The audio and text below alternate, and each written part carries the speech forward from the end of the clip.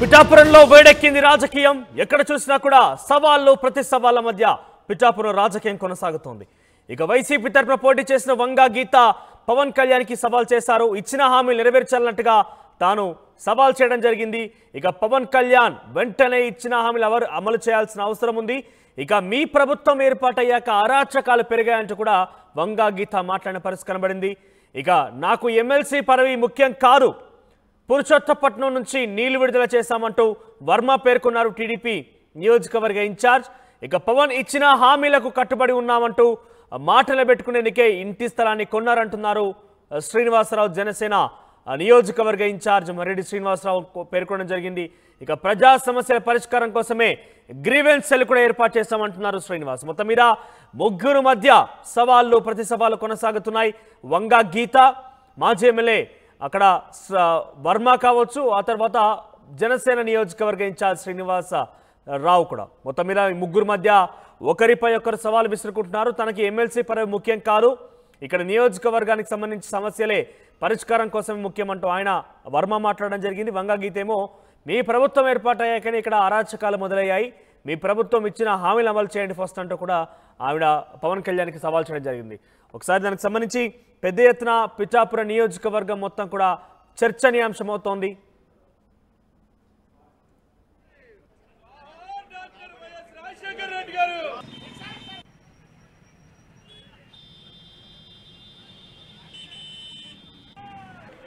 ఇక ఒకరిపై ఒకరు సవాళ్లు ప్రతి సవాళ్ల మధ్య పిఠాపురం రాజకీయం మొత్తంగా వేడెక్కింది. వంగా గీత ముందు హామీలు నెరవేర్చండి, మీ ప్రభుత్వం వచ్చాకే ఇక్కడ అరాచకాలు మొదలయ్యాయంటూ మాట్లాడిన మాటలకు గాను కౌంటర్గా ఇటు TDP incharge, Janasena incharge Varma మరియు శ్రీనివాసరావులు కౌంటర్ అటాక్ కూడా చేస్తున్న పరిస్థితి కనబడుతుంది. వీరంతా కూడా ఆర్టీతో ఎక్స్క్లూజివ్గా మాట్లాడారు, అదేంటో చూద్దాం. దివంగత నేత డాక్టర్ వైఎస్ఆర్ జయంతి వేడుకలు ఈరోజు మొత్తం ఉమ్మడి తూర్పుగోదావరి జిల్లా వ్యాప్తంగా కూడా ఘనంగా నిర్వహిస్తున్నారు వైఎస్ఆర్పీ శ్రేణులు. అలాగే ముఖ్యంగా పిఠాపురం నియోజకవర్గంలో కూడా వైఎస్ఆర్ జయంతి వేడుకలు ఘనంగా నిర్వహిస్తున్నారు. అలాగే కాకినాడ మాజీ ఎంపీ, అలాగే పిఠాపురం వైసీపీ అభ్యర్థులు ఎవరైనా వంగా గీత వేస్తున్నారు ఆధ్వర్యంలో భారీ ఎత్తున ఇక్కడ వైఎస్ఆర్ జన్మదిన వేడుకలు అయితే జరుగుతారు.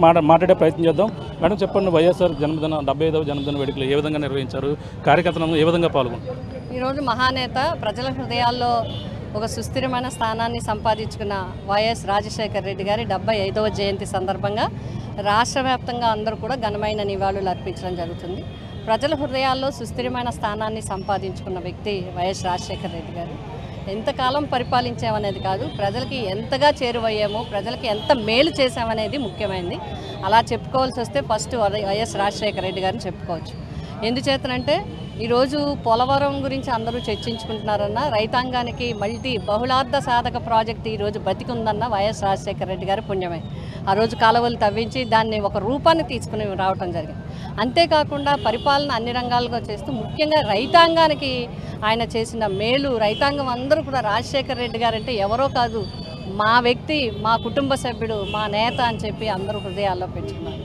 అంతేకాకుండా పేదవాడికి పరిపాలన అంటే పేదవాడికి చేరువుగా ఉండాలి, పేదవాడికి అందుబాటులో ఉండాలి, పేదలు ఇది మా ప్రభుత్వం అని ఫీల్ అవ్వాలి అనే విధంగా ఆయన మరి అప్పటి వరకు లేనిది 3 విషయాలు ముఖ్యంగా చెప్పుకోవచ్చు. ఒకటి, ఎంచి పెన్షన్లు ఇచ్చే కార్యక్రమం, ఎంచి సంక్షేమ కార్యక్రమాలు ఇచ్చే కార్యక్రమం ఉండేది. కానీ రాజశేఖర రెడ్డి గారు వచ్చిన తర్వాత మాత్రమే సాచ్యురేషన్ అందరికీ ఇవ్వాలి, ఎంతమంది ఉంటే ఆఖరి వ్యక్తి వరకు కూడా ఇవ్వాలని సంక్షేమ పథకాలు అందరికీ కూడా అర్హులైన అందరికీ ఇప్పించిన వ్యక్తి. రెండవది ఫీజు రీఎంబర్స్మెంట్. పేదవాడు నేను చదువుకోలేకపోతున్నాను, నాకు ప్రతిభ ఉంది, నేను చదువుకోవాలి అనుకుంటే ఫీజులు కట్టలేక ప్రభుత్వ పాఠశాలలో, ప్రభుత్వ కాలేజీల్లో సీట్లు లేక ఇబ్బంది పడేవారు. అలా కాకుండా మరి కాలేజీలో, ప్రైవేట్ కాలేజీల్లో కూడా చదువుకునే విధంగా అవకాశం కల్పించడం జరిగింది ఫీజు రీఎంబర్స్మెంట్. అంతేకాకుండా రెండవది విద్య, వైద్యానికి పేద ప్రజలు ఎంతో ఇబ్బంది పడేవారు. ప్రభుత్వ హాస్పిటల్లో మందులు లేవు, డాక్టర్లు లేవు, ప్రైవేట్ హాస్పిటల్కి వెళ్ళాలి అంటే ఇబ్బందికర పరిస్థితులు. అలాంటి పరిస్థితుల నుంచి ఆరోగ్యశ్రీని పెట్టి ఆరోగ్యశ్రీ ద్వారా అంబులెన్స్ని పెట్టి అది అడవి ప్రాంతమైనా కొండ ప్రాంతమైనా సముద్ర తీరమైనా ఎక్కడికైనా సరే ఫోన్ కొడితే అంబులెన్స్ వచ్చే విధంగా పేషెంట్స్ని తీసుకొచ్చే విధంగా చేయటం మాత్రమే కాకుండా ఎవరైనా కానీ సూపర్ స్పెషాలిటీ హాస్పిటల్లో కూడా వైద్యం చేయించుకోవడానికి అవకాశం ఇచ్చింది. నిజంగా ఆయన భౌతికంగా మన మధ్య లేకపోవచ్చు కానీ ఈ పథకాల ద్వారా వైఎస్ రాజశేఖర రెడ్డి గారు బతికే ఉన్నారు, జీవించే ఉన్నారు, అందరిలో ఉన్నారు. ఈరోజు ఏ ప్రభుత్వాలు మారని ఆరోగ్యశ్రీ ఇవ్వాల్సిందే, ఏ ప్రభుత్వాలు మారని ఫీజు రియంబర్స్మెంట్ ఇవ్వాల్సిందే, ఏ ప్రభుత్వాలు మారని విద్యా దీవెనలు ఇవ్వాల్సిందే, ఏ ప్రభుత్వాలు మారని పెన్షన్స్ ఇవ్వాల్సిందే. ఆయన అడుగుజాడల్లో నడిచింది వైఎస్ జగన్మోహన్ రెడ్డి గారు. ఎందుకు అంటే ఈరోజు పేదవాడి ముంగిడికి పేదవాడి చేతికి పెన్షన్ అందించే కార్యక్రమం భారతదేశం మొత్తం మీద వైఎస్ రాజశేఖర రెడ్డి గారు పెట్టిన కార్యక్రమాన్ని పొడిగింపు చేస్తూ జగన్ గారు పెట్టడం జరిగింది. ఈరోజు పెన్షన్లు ఇంటికెళ్ళి ఇస్తున్నారు అంటే, ఇంటికెళ్ళి చేతికి అందిస్తున్నారంటే అది వైఎస్ జగన్మోహన్ రెడ్డి గారు చేసిన కార్యక్రమం. కాబట్టి ప్రజలకి చేరువుగా ఉన్న ప్రభుత్వము వైఎస్ఆర్సీపీ ప్రభుత్వాన్నిగా చేయడం జరిగింది. ఈరోజు రాష్ట్ర వ్యాప్తంగా ఘనమైన నివాళులు అర్పిస్తున్నాం. ఈరోజు మా జడ్పీటీసీలు, ఎంపీపీలు, చైర్మన్లు, కౌన్సిలర్లు, ఎంపీటీసీలు, సర్పంచులు, అంతేకాకుండా పార్టీ యంత్రాంగం అంతా కూడా ఈరోజు ఇక్కడికి అందరూ కూడా అన్ని గ్రామాల్లో చేసుకుని మండల హెడ్ క్వార్టర్స్లో చేసుకుని ఈరోజు మన పిఠాపురం మున్సిపాలిటీ హెడ్ క్వార్టర్స్లో అందరూ కూడా చేయడం జరిగింది. ఇంకా 2-3 విగ్రహాల దగ్గర అక్కడ కూడా నివాళులు అర్పించిన తర్వాత హాస్పిటల్లో ఫ్రూట్స్, బ్రెడ్ అన్నీ కూడా పేషెంట్స్కి ఇచ్చి అక్కడి నుంచి కార్యక్రమాన్ని పూర్తిస్తాం. ప్రధానంగా చూసుకుంటే పిఠాపురం ఎంతో హాట్ టాపిక్గా మారింది. పవన్ కళ్యాణ్ కూడా ఇక్కడ పోటీ చేయడంతో, అదే కాదు కూటమి ప్రభుత్వం ఏర్పడింది. ఇక్కడ పరిణామాలు చూస్తే ప్రభుత్వ పాలన ఏ విధంగా ఉందనుకుని భావిస్తున్నారు? అంటే ఒక విధంగా ప్రభుత్వ పాలన ఎలాగుంది అనేది చెప్పాలంటే కొంచెం టైం పడుతుంది. ఎందుకంటే 1 మంత్ అయింది. మొట్టమొదటి కార్యక్రమం పెన్షన్లు ఇచ్చే కార్యక్రమం, పెన్షన్లు ఇవ్వటం అనే కార్యక్రమం జరిగింది. అయితే అక్కడక్కడ వినిపిస్తున్నాయి ఏరువేత కార్యక్రమం ఉంటుందని. దానివల్ల ప్రజలకి చాలా ఇబ్బంది కలుగుతుంది. మేమేమంటున్నామంటే అర్హులైన వారందరికీ, ఎందుకంటే ఎన్నో విషయాల్లో పరిశీలించిన తర్వాత ఇన్ని లక్షల మందికి పెన్షన్లు ఇవ్వటం జరుగుతుంది. మళ్ళీ ఏరువేత కార్యక్రమాలు మొదలుపెట్టి ప్రజలను ఎవరిని ఇబ్బంది పెట్టద్దు, నిరుపాధుల్ని వీధిని పడేయకుండా చూడాలనేది మా విజ్ఞప్తి. అది ఎంతవరకు నిజమో మాకు తెలియదు, వినిపిస్తున్నది మాత్రం బయట చూస్తుంది. ప్రజల తరపున మేము చెప్తున్నాం వాలంటీర్లు లేకుండా ఇవ్వగలిగామని చెప్పేసి వాళ్ళు చెప్తున్న వాదన, దాన్ని ఎలా చూడాలి? అంటే మొదటి నెలలో ఎవరైనా పళ్ళ బిగువన పెట్టి చేయొచ్చు అంటారు, చేసి ఉండొచ్చు. మరి వాలంటీర్ల గురించి మీరు ప్రస్తావించారు కాబట్టి నేను చెప్తాను. వాలంటీర్ల గురించి 3 మాటలు వచ్చాయి. ముందు వాలంటీర్లు అందరూ దొంగలు, కిడ్నాప్ చేసేవాళ్ళు అని అన్నారు. తర్వాత మధ్యలో ఇంక ఎలక్షన్ కొంత సంవత్సరం ఉందనగా వాలంటీర్లు మంచివాళ్లే అన్నారు.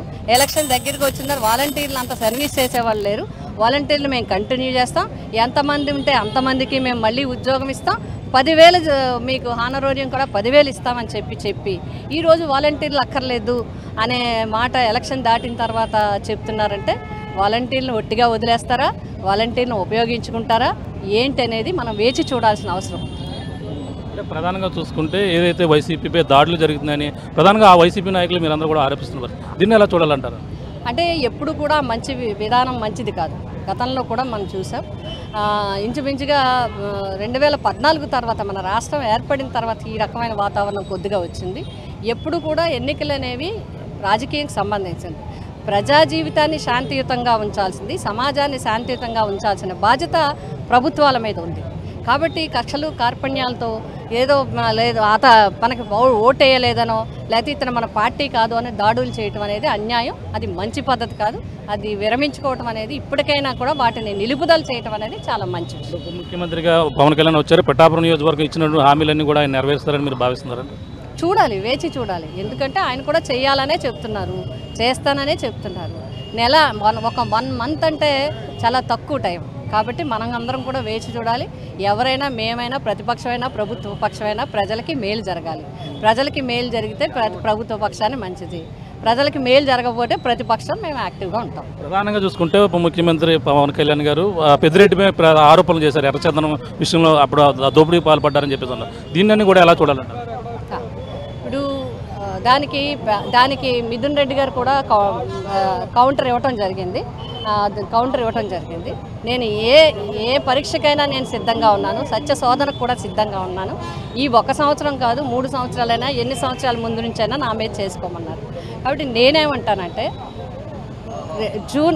జూన్కి ముందు అంటే ప్రతిపక్షంలో ఉన్నారు ఎవరు, పవన్ గారు కానీ లేకపోతే ఈ ప్రభుత్వం కానీ పార్టీలు కానీ ప్రతిపక్షంలో ఉన్నాయి.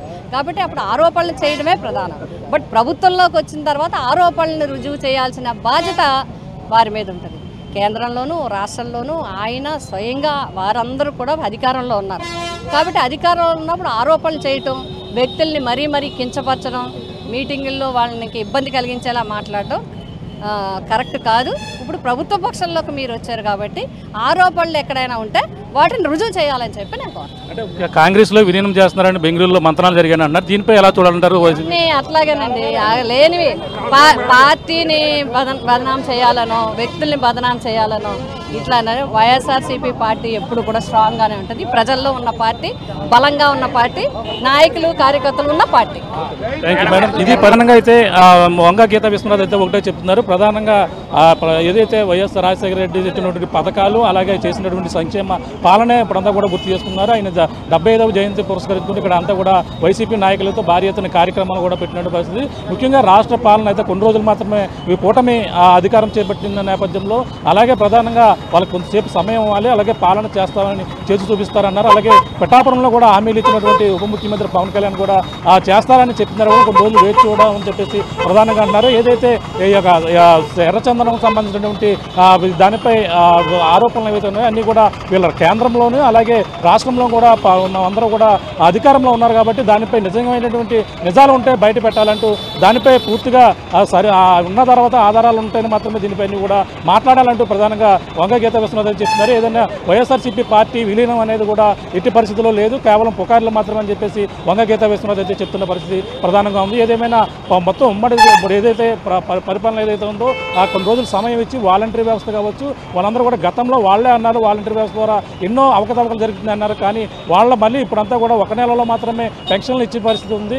మరి తర్వాత ఏ విధంగా ఇస్తారనేది కూడా వేచి చూద్దామని చెప్పేసి కాకినాడ మాజీ ఎంపీ ఎవరైతే వంగ గీతా విశ్వనాథ్ అయితే చెప్తున్న పరిస్థితి ప్రధానంగా ఉందని చెప్పాలి. కాకినాడ జిల్లా పిఠాపురం నియోజకవర్గంలో ఈరోజు ప్రజా ఫిర్యాదుల పరిష్కార వేదిక జరుగుతుంది. ఈ నేపథ్యంలో భారీ ఎత్తున ఫిర్యాదులు ఒక సమస్యలు చెప్పుకునేందుకు ఈ యొక్క కాకినాడ కలెక్టర్ని అయితే అందరూ కూడా అప్రోచ్ అవుతున్నారు. ప్రస్తుతం పిఠాపురం మాజీ ఎమ్మెల్యే అలాగే టీడీపీ అధికార ప్రతినిధి వర్మ గారు మాట్లాడే ప్రయత్నం చేద్దాం. సార్ చెప్పండి, ప్రజా ఫిర్యాదుల పరిష్కార వేదిక మీ టీడీపీ ప్రభుత్వం వచ్చిన తర్వాత ఉమ్మడి ప్రభుత్వం ఎలా ఉంది సార్ స్పందన?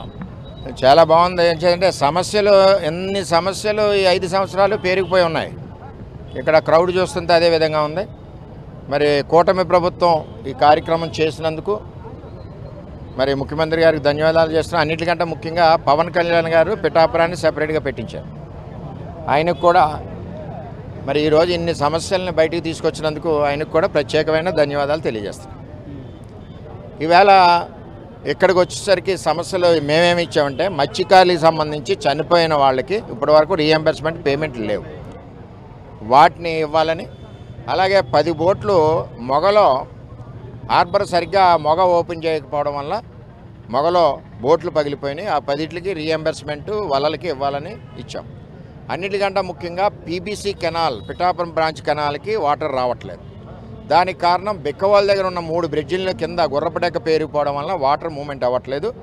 అలాగే ఇక్కడ చంద్రపాలెం 7 కాలువలు మన నియోజకవర్గంలో కొండవరం దగ్గర కూడా గుర్రపడెక్క పేరుకోవడం రావట్లేదు. కాబట్టి అది వెంటనే తక్షణం తీయించి పీబీసీ 6 అడుగుల హైట్ మెయింటైన్ చేసి సామలకోటలో పిఠాపురానికి వాటర్ ఇవ్వాలి. ఇది ఇంచుమించు తొండంగి వరకు వెళ్ళాలని చెప్పి దాన్ని కూడా చెప్పాం. త్వరలోనే చర్యలు తీసుకుని దాన్ని ముందుకు నడిపిస్తా అన్నారు. రెండవది అన్నిటికంటే ముఖ్యంగా పురుషోత్తపట్నం నా సీటు ఇబ్బంది అయినప్పుడు నేను పదవులు ఎవరిని అడగలేదు. నేను అడిగింది పిఠాపురం రైతాంగానికి సంబంధించిన నా టైంలో సాధించిన కష్టపడి తెచ్చిన పురుషోత్తపట్నాన్ని జగన్మోహన్ రెడ్డి కుట్రపూరితంగా 5 సంవత్సరాలు ఆపి రైతులకి సుమారు 500 కోట్ల నష్టం. అటువంటి ప్రాజెక్ట్ని తిరిగి ప్రారంభించాలని నా సీటు సమయంలో చంద్రబాబు నాయుడు గారిని నేను కోరాను. నేను పదవులు కోరలేదు. అంటే ప్రధానంగా చూసుకుంటే పవన్ కళ్యాణ్ గెలిపించిన మీకు ప్రథమ స్థానం కల్పిస్తాను, అలాగే ఎమ్మెల్సీ వస్తారని అన్నారు. ఇటీవల ఎమ్మెల్సీలో కూడా వస్తున్నారు, అది ఎలా చూడాలంటే? దాని ఫలితంగా చంద్రబాబు నాయుడు గారు, కూటమి ప్రభుత్వం, పవన్ కళ్యాణ్ గారు అందరూ కలిసి పురుషోత్తపట్నాన్ని ప్రారంభించారు. దాన్ని వ్యాలీలో అది కూడా వంతుల వారీగా ఇవ్వాలి. మీరు ఎక్కడో డైవర్షన్ అందరికీ ఒకేసారి డైవర్షన్ పెడితే పిఠాపురం హైట్ ఎక్కువగా ఉంది కాబట్టి వాటర్ రావట్లేదని కలెక్టర్ గారు దృష్టిలో పెట్టాం. దానికి కూడా కాలువల్లో మరి పేరుపైన మరి గుర్రపడెక్క ఏది ఉందో అది కూడా తీయాలని చెప్పి అది తక్షణం తీస్తా అన్నారు. 2 రోజుల్లో ఏలేరు గోదావరి అనుసంధానం పురుషోత్తపట్నం నీరు పిఠాపురం నియోజకవర్గంలో పరవలతో కుద్ది రైతులందరికీ కూడా 2 పంటలు పండుతాయి. ధాన్యం అధిక దిగుబడి వస్తుంది. రైతులు సహకరిస్తే 3వ పంట కూడా పండిస్తాం. ఈ కూటమి ప్రభుత్వంలో 5 సంవత్సరాలు రైతుకి నీటికి ఇబ్బంది లేకుండా చేస్తామని తెలియజేస్తాం. అంటే ప్రధానంగా సీటు కాకుండా మీరు కేవలం దీనికోసమే ఎక్కువ అడిగారని చెప్పేసి తెలుస్తుంది. ఎలా చూడాలంటారు? అంటే మళ్ళీ మీరు ఎమ్మెల్సీ కోసం ఎప్పుడు దాకా వెయిట్ చేయవలసి వస్తుంది? నాకు రైతాంగం ముఖ్యం, నా పిఠాపురం ప్రజలు ముఖ్యం. నారందరూ నా గుండెల్లో ఉంటారు. ఇక్కడ నేను స్థానికుని, తెల్లారితే వాళ్ళందరితో కలిసి తిరిగే వ్యక్తిని. మీరు అడిగింది ఉందన్నారు చూసారా, పదవులు ముఖ్యం కాదు. పదవులు ఇవ్వాలి అనుకున్నప్పుడు చంద్రబాబు నాయుడు గారి ఇష్టం, అది ఎవరికి ఇవ్వాలన్నా. ఆయన వర్మ ఎలా పనిచేయంటే అలా పనిచేస్తాను, వర్మ అక్కడ పనిచేయంటే ఇక్కడ పనిచేస్తాను. పవన్ కళ్యాణ్ చెప్పిన అదే విధం, చంద్రబాబు చెప్పిన అదే విధం. అంచేత నేను వాటి వెనకాల నాకు కావాల్సింది ముఖ్యంగా పిఠాపురం రైతాంగం ముఖ్యం, పిఠాపురం ప్రజలు ముఖ్యం. అంటే పవన్ కళ్యాణ్ గారు పదే అన్నారు ఆయన ముఖ్యమైన ప్రముఖ స్థానం కల్పిస్తాం, ఆయనకి న్యాయం చేస్తామని ఆయన కూడా అన్నారు. ఇటీవల మా రావడం జరిగింది, ఏమన్నా మాట్లాడారు దీని మీద? ఈ విషయాలు నేను ఎవరితోటి మాట్లాడలేదు. వాళ్ళ అభిమానానికి నాకు కృతజ్ఞతలు. ఆ కడుపులోంచి అభిమానం వచ్చినప్పుడు ఏదో రోజు జరుగుద్ది. ఎలాగ ఉన్నా సరే నేను కలిసి పనిచేస్తాను. పవన్ కళ్యాణ్ తోటి కలిసి పనిచేస్తా, చంద్రబాబు నాయుడు పనిచేస్తాను. నాకు 2 అధ్యక్షులు అని చెప్పాను, 2తోటి కలిసి పనిచేస్తాను. ప్రధానంగా చూసుకుంటే ఇప్పుడు ఇసుక పాలసీ మీరు ప్రధానంగా పెట్టడం జరిగింది. ఉచిత ఇసుకను పెడుతున్న పరిస్థితి ఎలా చూడాలి? అది ఏ విధంగా ప్రజల్లోకి వెళ్తుంది అనుకుంటున్నారు? బ్రహ్మాండంగా వెళ్తుంది. ఇప్పుడు ఇసుక కొనుక్కోవాలంటే 25,000 30,000 అవుతుంది. ఇప్పుడు కూటమి ప్రభుత్వం చంద్రబాబు పెట్టిన ఫ్రీ ఇసుక పాలసీ చూసుకుంటే నీకు మ్యాక్సిమం 10,000 లోపు వచ్చేస్తుంది. లారీ ట్రాన్స్పోర్టు, అక్కడ ఏదైనా జిఎస్టీ ఉంటే జిఎస్టీ, డిగ్గింగ్ చేసినందుకు కూలీ, అంతే. నీకు ఇసుక కొనవు కదా. అంటే ఇది ఏమైనా పక్కదావ పట్టే అవకాశం ఉంటుందని చెప్పేసి అలా అంటున్న పరిస్థితి ఎలా పడితే చెవడాలు తీస్తాం. కూటమి ప్రభుత్వంలో ఎక్కడా కూడా పక్కదో పట్టిది ఉండదు, అన్యాయం జరిగేది ఉండదు.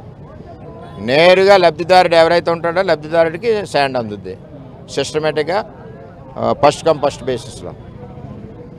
చూస్తున్నాం ఇది పరిస్థితి. ప్రధానంగా చూసుకుంటే ఏదైతే కూటమి ప్రభుత్వం వచ్చిన తర్వాత, అధికారంలోకి వచ్చిన తర్వాత చూసుకుంటే ఇసుక పాలసీ అనేది ఎంతో ప్రధానంగా పెడుతున్నటువంటి పరిస్థితి. ఈ నేపథ్యంలో మనకి ప్రధానంగా ఇక్కడ అన్ని కూడా ప్రజా ఫిర్యాదుల పరిష్కార వేదిక అయితే అందరూ పాల్గొంటున్నారు. ఇందులో వాళ్ళ సమస్యను అయితే వినిపించుకున్నటువంటి పరిస్థితి ఉంది. అందులో ముఖ్యంగా ప్రజల రైతాంగం సమస్య ప్రధాన ఎజెండాగా మేమంతా కూడా పనిచేస్తున్నాం. అలాగే ముందుకు వెళ్తున్నాం కాబట్టి దానిపై కూడా చెప్పడం జరిగింది. ఇప్పుడంతా కూడా రైతులు పంట పండించే సీజన్ కాబట్టి రైతులు సకాలంలో నీరు అందించాలని కలెక్టర్ గారికి చెప్పేందుకు వినిపించేందుకు కూడా పిఠాపురం మాజీ ఎమ్మెల్యే వర్మ కూడా వెళ్ళి కలెక్టర్ గారు కూడా వినతి పత్రం కూడా అందించారు. అలా అంతేకాకుండా తన సీటుని ఎమ్మెల్సీ సీటు త్యాగం చేసి పవన్ గెలుపు కోసం కృషి చేసినటువంటి వర్మకైతే ఎమ్మెల్సీ ఇస్తున్నారు. కానీ ఇప్పుడు అది కూడా అడగలేదు. పురుషోత్తపట్నం ఎత్తిపోతల పథకం ఎందుకు, దానికి న్యాయం చేయాలని నేను అదే డిమాండ్గా అడిగాను.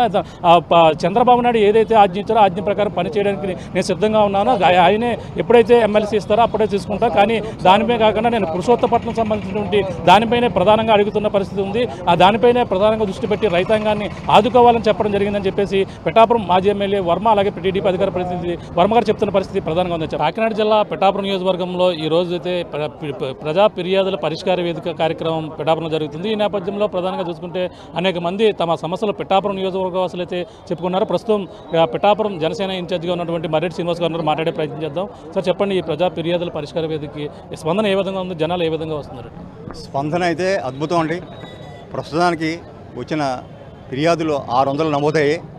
ఇంకా కూడా మన ఫిర్యాదుదారులు వెయిటింగ్లో ఉన్నారు. మేము ఒకటే చెప్తున్నాం, గత కొంతకాలంగా ప్రజలను కానీ ఈ ప్రజా సమస్యల పట్ల కానీ గత పాలకులు ఏమాత్రం పట్టించుకోలేదు. అందుకనే ఇంత ఎత్తున ఈ సమస్యలన్నీ ఇక్కడ పేరుకుపోయినని మేము అనుకుంటున్నాం.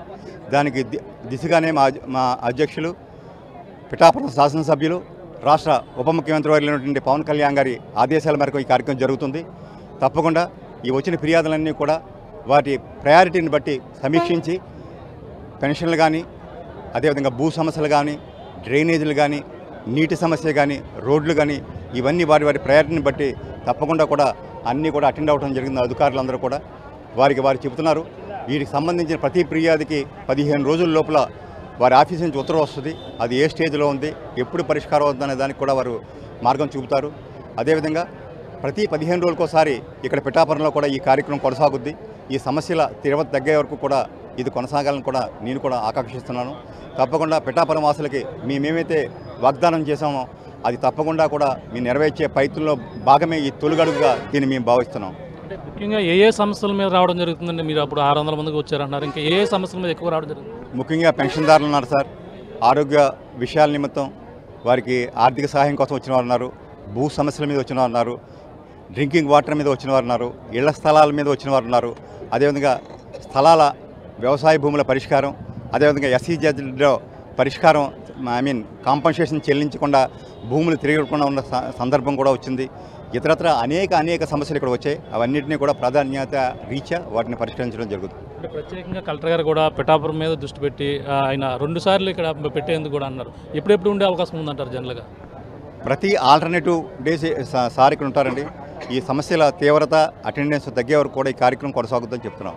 ప్రస్తుతం అయితే ఈ రోజు నుంచి అయితే ఉచిత ఇసుక పాలసీ ఉమ్మడి ప్రభుత్వం ఏదైతుందో కూటమి ప్రభుత్వం ఏర్పాటు చేసింది, అది దాన్ని ఏ విధంగా అమలు అవుతుంది అనుకుంటారు? సార్ గతంలో చేశారు, మీరు చూడండి. ఇప్పటివరకు నాకు తెలిసి అమ్మే రేట్లో సగం రేటుకి వస్తానని నేను భావిస్తున్నాను. కారణం ఏంటంటే బేసికల్గా కూడా 100 రూపాయల లోపే ఈవేళ గవర్నమెంట్ టన్నుకి ఛార్జ్ చేయబోతుంది. గతంలో 475 ప్లస్ 100 రూపాయలు ఛార్జ్ చేసేవారు. ఎవరు వచ్చేదో కూడా తెలియదు. ఇప్పుడు టోటల్గా పారదర్శకంగా జరుగుతుంది. కేవలం గవర్నమెంట్కి ఇచ్చే చెల్లించి కాకుండా ఆ కిరాయి కూడా నిర్ణయించారు కిలోమీటర్ కిందని, అది ప్లస్ లోడింగ్ ఛార్జ్తో కలిపి చాలా నా ఉద్దేశం అయితే గతంలో లభించే రేటు కంటే సగం రేటుకి ఇసుక లభిస్తుందని మేము భావిస్తున్నాం. చాలా పారదర్శకంగా ఇది జరగబోతుంది. అంటే పిఠాపురంలో పవన్ కళ్యాణ్ ఇటీవల వచ్చారు, వెళ్ళిపోయారు. కార్యక్రమాలు అన్నీ కూడా చూసుకుంటే మళ్ళీ ఎప్పుడు వచ్చే అవకాశం ఉన్నది? ఇక్కడ నియోజకవర్గంలో ప్రధానమైన సమస్యలపై పెట్టారన్నారు. 18 నెలల్లో సముద్ర కోత కావచ్చు, ఇవన్నీ కూడా చెప్పడం జరిగింది. ఏ విధంగా ఇంకా ఏ నెరవేర్చే అవకాశం? తప్పకుండా సార్, సమస్యల మీద అయితే దృష్టి సారించాం. ఇప్పుడు నిజంగా కూడా పిఠాపురం అనువున్నా కూడా మేము శోధిస్తున్నాం. ఇక్కడ ఉన్న సమస్యలను అన్నింటిని కూడా ఐడెంటిఫై చేయడానికి ప్రాసెస్లో ఉన్నాం. దానికి మా అధ్యక్షుల వారు ఒక 100 రోజుల కార్యాచరణ కూడా మాకు చెప్పి ఉన్నారు. దాన్ని అనుసరించి ముందు అసలు బేసిక్గా ఉన్న ఇక్కడ సమస్యలన్నీ కూడా ఫస్ట్ ఐడెంటిఫై చేస్తున్నాం. వాటిని కూడా ఎవాల్యుయేట్ చేస్తాం. వాటిని టైం బౌండ్ ఫ్రేమ్లో ఏదైతే మీరు అంటున్నారో 18 నెలల లేదా 24 నెలల ప్రతి సమస్యకి పరిష్కారం మేము లభించేలా చేస్తాం. అదేవిధంగా ఉప్పాడ కోస్టు కానీ లేదా తీర ప్రాంతంలో వారు జరుగుతున్న నష్టాన్ని కానీ అన్ని సమస్యలు ఏలేరు ఆధునీకరణ కావచ్చు, శుద్ధగడ ప్రాబ్లం కావచ్చు, రైతాంగం ఎదుర్కొన్న సమస్యలు కావచ్చు, అదేవిధంగా ముఖ్యంగా తాగునీటి కోసం గ్రామీణ ప్రాంతాల్లో వారు పడుతున్నటువంటి ఇబ్బందులు కానీ అన్నీ కూడా మేము చేస్తున్నాం. అవన్నీ కూడా రిపోర్ట్ చేయడం జరుగుతుంది. వారిని అనుసరించి కావాల్సిన అనువిధంగా కూడా ప్రణాళికలు రూపొందించబడతాయి. కాబోయే కొన్ని ప్రయారిటీలో ఇమీడియట్గా రోడ్లు కానీ ఇవన్నీ కూడా టాప్ ప్రయారిటీలో చేయాలని మేము అనుకుంటున్నాం. అదేవిధంగా ప్రయారిటీని బట్టి అన్నీ కూడా ఇక్కడ ఏవైతే సమస్యలు ఐడెంటిఫై చేసామో అన్నీ కూడా పరిష్కార దిశగా మేము ప్రయత్నాలు అడుగులు పడుతున్నాయి. ఇది అంటే మేము మీకంటే కూడా చాలా ఆత్రంగా ఉన్నాం. ఆల్రెడీ మా అధ్యక్షులు ఆల్రెడీ చెప్పారంటే ఒక నెల రోజులు ఆల్రెడీ అయిపోయిందనే ఉద్దేశంతో మేము ఉన్నాం. మాకు ఇంకా 4 సంవత్సరాల 11 నెలలు ఉందని అనుకోవట్లేదు. మాకు వచ్చిన టైంలో ఒక నెల అయిపోయిందని మేము భావిస్తున్నాం. తప్పకుండా ఆ కార్యక్రమాలన్నీ కూడా పూర్తి చేస్తాం. అండ్ మాట ప్రకారం ఇక్కడ నియోజకవర్గ ప్రజలకు ఇచ్చిన మాట ప్రకారం కూడా ఇక్కడ స్థలం కూడా తీసుకున్నారంటే కూడా చెప్పకుండా జరిగింది. ఎక్కడ తీసుకున్నారో, ఎలా తీసుకున్నారో, ఎంతవరకు తీసుకున్నారు? అదే మీ అందరికీ తెలుసు, గొల్లపురంలో టోల్ ప్లాజా ముందు తీసుకున్నారు. త్వరలోనే అక్కడ హౌస్ నిర్మాణం కూడా ప్రారంభం అవుతుంది. మేము ఏమైతే చెప్పామో ఆ ప్రతి మాట కూడా మేము అమలు చేసి చేస్తాం. Thank you sir. చూస్తున్నాం, ఇది పరిస్థితి. పవన్ కళ్యాణ్ గతంలో ఏదైతే హామీ ఇచ్చారో హామీ ప్రకారం కూడా అన్ని కూడా నెరవేరుస్తున్నారు. నియోజకవర్గ ప్రజల్లో ఎటువంటి సమస్యలు ఇబ్బంది పడుతున్నారు, ఎటువంటి సమస్యలు ఉన్నాయి, దానిపై మొత్తం అన్ని తెలుసుకునేందుకు, అలాగే ఈరోజు ప్రజా ఫిర్యాదుల పరిష్కార వేదిక కార్యక్రమం ప్రత్యేకంగా ఇక్కడ కాకినాడ కలెక్టర్ ఎవరైతే ఉన్నారో ఆయన అయితే ఇక్కడ పెట్టడం జరిగింది. సన్మోహన్ ఆధ్వర్యంలో ఇక్కడ అంతా కూడా ఫిర్యాదుల స్వీకరణ అయితే జరుగుతుంది. ఏదైతే ప్రధానంగా ఇప్పటి వరకు కూడా 600 పైగా సమస్యలు పరిష్కరించాలంటూ వాళ్ళంతా కూడా ఫిర్యాదు చేశారు. అన్ని కూడా ఆయా ప్రయారిటీని బట్టి, అందులో తీవ్రతను బట్టి అన్ని కూడా ముందుగా పరిశీలించి 15 రోజుల్లో వాళ్ళకి న్యాయం చేసే విధంగా కృషి చేస్తారని ప్రధానంగా చెప్తున్నారు. పవన్ కళ్యాణ్ ఇచ్చినటువంటి హామీ ప్రకారంగా నియోజకవర్గంలో ఏ అయితే అభివృద్ధి పనులు అన్ని కూడా చేసి తీరుతాం. అలాగే ఇక్కడ ఒక నివాసాన్ని కూడా ఏర్పాటు చేసుకుని అదేవిధంగా భూమి కూడా కొనుగోలు చేశారు. త్వరలోనే అక్కడ భూమి పూజ కూడా చేసేది కూడా పవన్ కళ్యాణ్ నిర్ణయించారు. ఉప ముఖ్యమంత్రి నియోజకవర్గం కాబట్టి తమ సమస్యలను తీర్చే దిశగా కూడా ఉప ముఖ్యమంత్రి పవన్ కళ్యాణ్ ముందుకు వెళ్తున్నారు. ఏదైతే హామీలు ఇచ్చారో హామీలు నెరవేర్చే విధంగా కూడా ఆ పవన్ కళ్యాణ్ గారు ముందుకు వెళ్తారని చెప్పేసి జనసేన ఇన్ఛార్జిగా ఉన్నటువంటి అలాగే మర్రెడ్డి శ్రీనివాస్ గారు చెప్తున్న పరిస్థితి ప్రధానంగా ఉందని చెప్పాలి. ఇది కూడా అది పరిస్థితి. రాముతో ప్రకాష్ RTV పిఠాపురం.